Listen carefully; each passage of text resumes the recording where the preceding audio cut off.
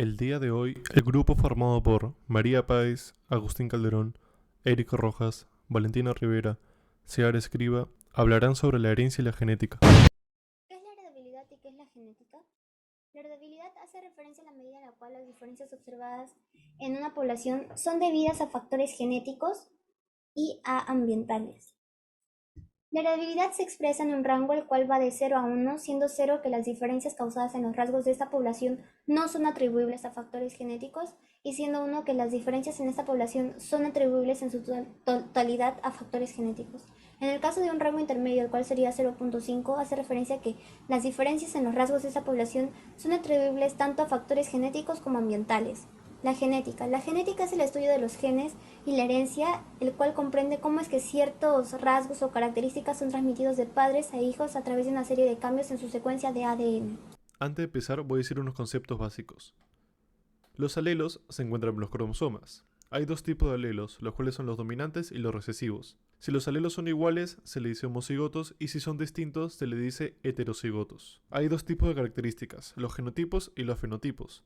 Los genotipos son las características que se encuentran en los genes, y los fenotipos son las características que podemos ver a simple vista. Ahora sí, empezaremos con la ley de Mendel.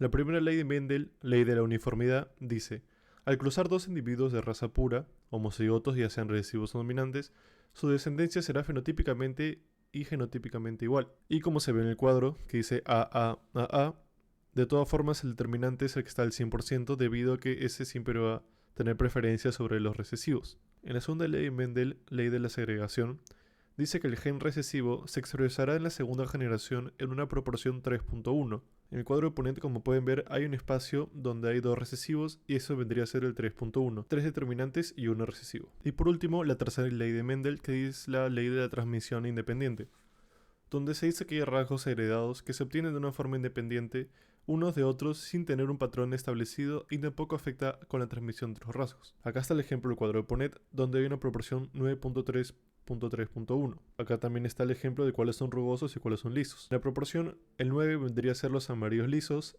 el 3 vendría a ser los amarillos rugosos, el otro 3 vendría a ser los verdes lisos y el 1 vendría a ser un verde rugoso. La herencia poligénica ocurre cuando una característica está regida por dos o más conjuntos de alelos. El individuo tiene una copia de todos los pares alélicos que posiblemente estén ubicados en muchos pares de diferentes cromosomas. El resultado es una variación continua de fenotipos, lo que produce una distribución que semeja a la forma de campana.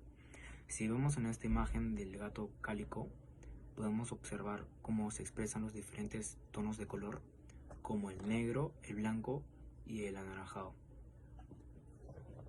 La herencia multifactorial es una anomalía congénita que puede ser provocada por muchos factores. Por lo general, los factores son tanto genéticos como ambientales, ya que la combinación de los genes de ambos padres combinado con factores ambientales desconocidos produce el rasgo o trastorno que podemos observar acá.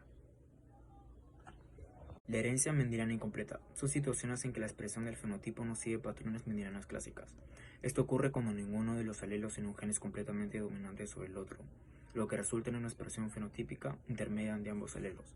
Como podemos observar en estas imágenes, el heterocigoto que se forma tiene un fenotípico más o menos intermedio respecto a cualquier homocigoto que es el padre y el de la madre, por lo que aparece un tercer fenotipo, que es el hijo con el cabello ondulado. La herencia genética se refiere a la forma en la que los rasgos y características se transmiten de una generación a otra a través de los genes.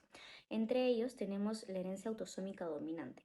En este patrón, un solo alelo dominante en un par de genes autosómicos no sexuales es suficiente para expresar el rasgo. Si uno de los padres tiene el gen dominante, hay un 50% de probabilidad de que cada uno de sus hijos lo herede. Tenemos la herencia autosómica recesiva, que en este caso se necesitan dos copias del alelo recesivo para que se manifieste el rasgo. Si ambos padres son portadores del gen, hay un 25% de probabilidades de que uno de sus hijos lo herede.